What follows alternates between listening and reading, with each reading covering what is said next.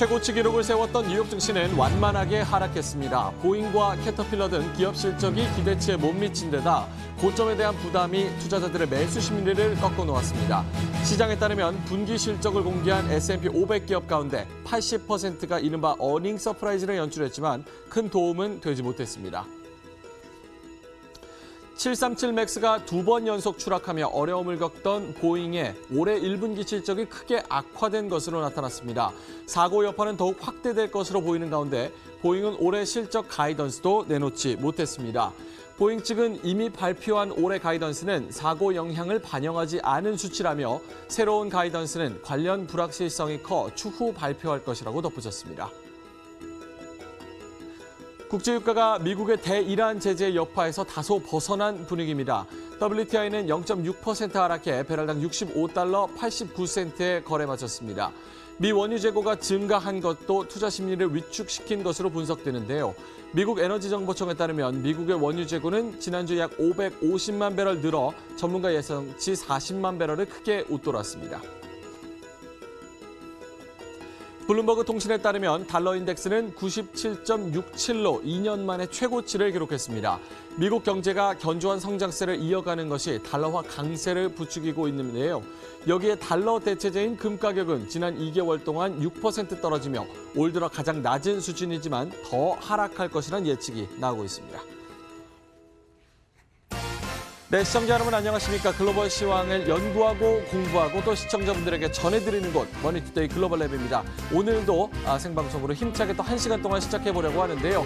방송 보시고 궁금하신 점이 있으실 겁니다. MTN 글로벌 랩 그리고 머니투데이 글로벌 랩을 인터넷에 검색을 하시면요. 저희 홈페이지가 마련이 되어 있습니다.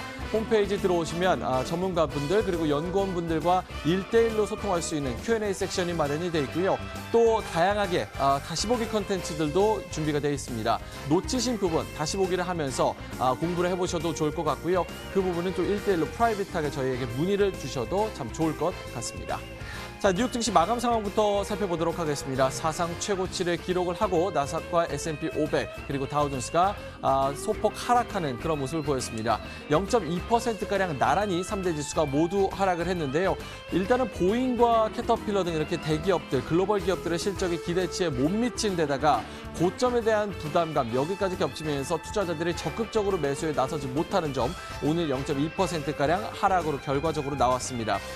일단 지금 실적 시즌이 계속되고 있는 가운데 S&P 500 기업 가운데 80%가량이 이른바 어닝 서프라이즈, 즉 기대치를 웃도는 실적을 발표를 하기는 했지만 요거에 대한 모멘텀, 요거에 대한 약발은 계속 지속되지 못하고 있는 것으로 판단이 되고 있습니다. 오늘 0.2%가량 하락했고요. 요게 모멘텀으로 계속 작용을 할 수 있을지는 다음 주까지 좀 지켜봐야 될 것으로 판단이 되고 있습니다.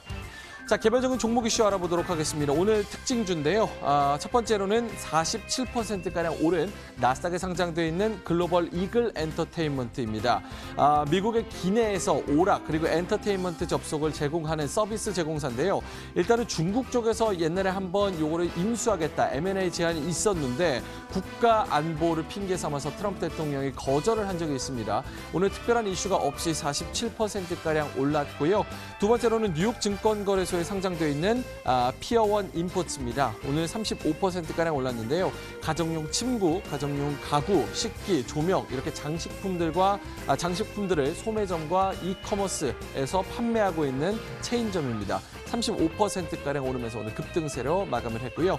세 번째로는 스피드웨이 모터 스포츠입니다. 요거는 페니스톡이 아니고 18달러가량 하는 주식인데 오늘 33%가량 올랐습니다. 상승 이유가 있었는데요. 모터 스포츠 엔터테인먼트 분야의 마케팅 그리고 프로모터 회사인데 요거를 소닉 파이낸셜이라는 금융사가 인수하겠다 제안서를 내면서 오늘 M&A 소식에 33% 큰 폭으로 오르면서 18달러 55센트에 거래를 마쳤습니다.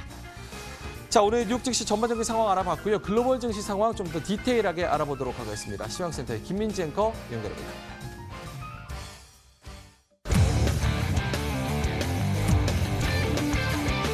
私たちは皆さんも待っています。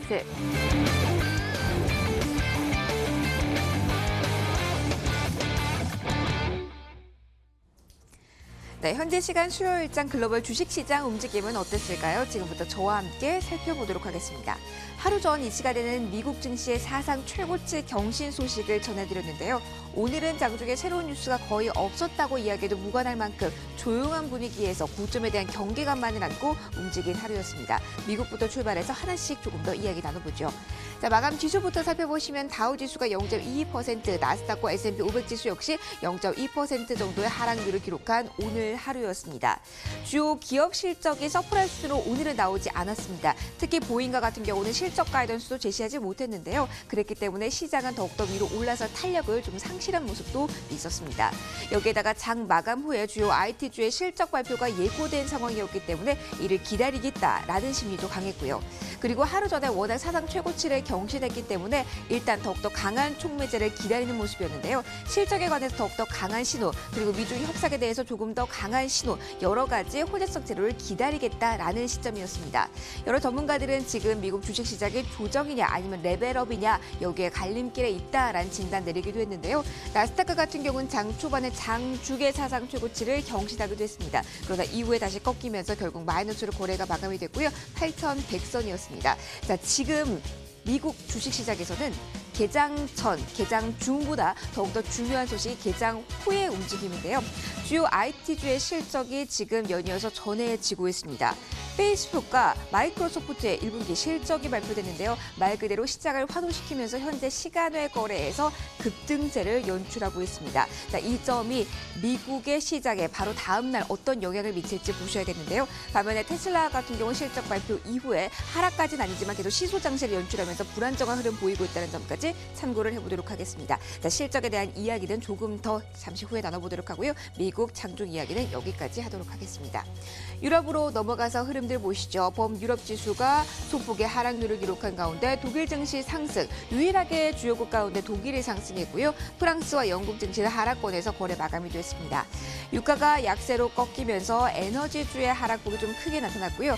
기업 실적이 부진하게 나오면 전반적으로 탄력을 가지지 못하는 모습이었습니다. 에너지주와 함께 자동차주의 하락폭까지 큰 하루였고요.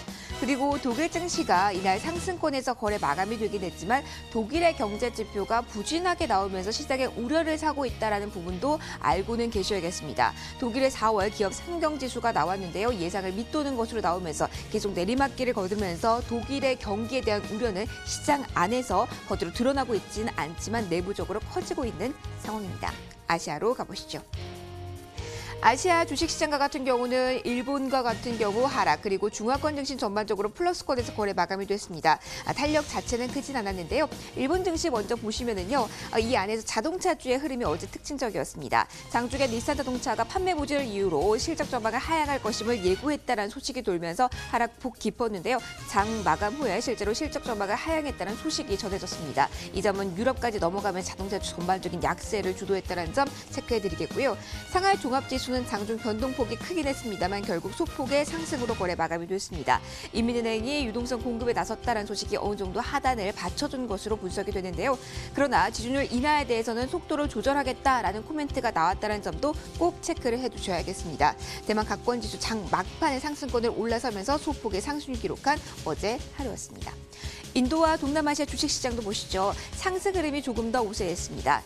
지난주 초반에 그리고 후반 들어서 계속해서 우려를 사면서 하락권 흐름이 계속 연출됐던 인도 증시 1.27% 어제는 상승하면서 뚜렷한 상승 흐름을 연출했고요. 베트남 주식시장 같은 경우는 금융섹터와 함께 부동산주가 오랜만에 상승 탄력 받으면서 0.92% 플러스 마감을 했습니다. 자, 이어서 호주 쪽의 흐름도 이어서 체크해 보시죠. 자, 호주 증시는 1% 가까이 상승하면서 거래가 마감이 됐습니다. 어제 뉴스 가운데 체크해 보실 부분은 호주의 1분기 물가가 나왔습니다. 1.3% 전년 대비로 했을 때 증가한 것으로 나오면서 예상치를 밑돌았는데요. 이 물가 수준을 놓고 이제 바로 다음 달 5월에 중앙은행 쪽에서 금리 인하 조치가 나올 수 있다는 전문가들의 지금 예상이 무게가 실리고 있다는 부분도 참고해 보시면 좋겠습니다. 자, 외환시장으로 가보시죠. 오늘 가장 특징적인 부분은 유로화의 움직임이었습니다. 달러 인덱스에서 유로화 비중이 가장 큰데요. 지표가 부진하게 나오면서 유로화의 낙폭이 커졌고요. 이에 따라 달러화의 강세는 뚜렷했습니다. 달러 인덱스 22개월 만에 최고치 경신하면서 어제 거래가 마감이 됐는데요. 98달러 선의 초반대에서 거래가 마감된 오늘 새벽 움직임이었습니다. 유가 가보도록 하죠. 급등세를 이어나가다가 하락의 빌미가 된 것은 미국의 원유 재고량이 예상보다 많았다는 부분이었습니다. WTI가 0.6% 하락했고요. 다만 브렌트유 같은 경우는 상승 흐름을 이어가면서 소폭의 플러스 흐름이 연출된 오늘 새벽이었습니다. 마지막으로 비철금속 시세 체크하도록 하겠습니다. 금 가격과 같은 경우는 오늘장에서 어떤 움직임 보였을까요? 0.5% 올라가면서 거래 마감이 됐고요. 은과 구리 역시 동반 상승권에서 거래를 마쳤습니다. 전반적인 시장 상황 저와 함께 보셨습니다. 이제 종목에 대한 이야기를 해보도록 할까요? 자, 어떠한 종목의 월가는 주목했을까요? 어떠한 투자 의견이 나왔을까요? 명민준 앵커와 이어서 함께 하시죠.